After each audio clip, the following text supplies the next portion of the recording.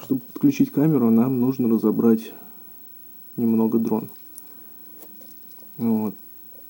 Первым делом нам нужно открутить, значит, вот этот винт. Раз, два, три, четыре. И снять вот эту крышку.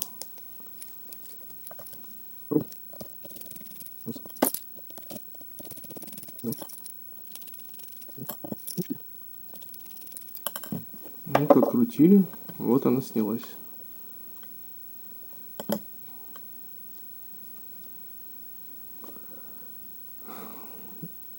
Не знаю, может кому-то и так получится припаять. Вот припаять нужно красный и черный провод.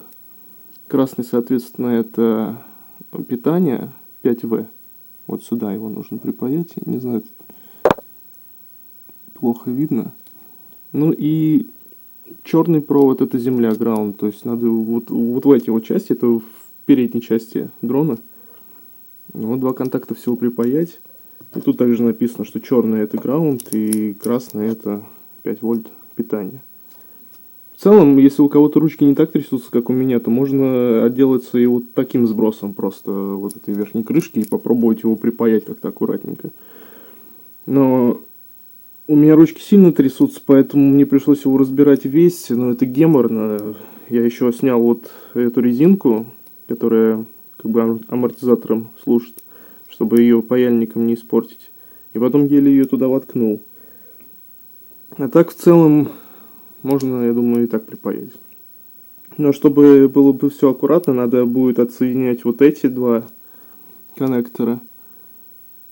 Потом отсоединить обязательно моторчики, они вот здесь. Но это легко, в принципе, они несложно отсоединяются, перепутать их невозможно будет потом поставить по-другому. То есть.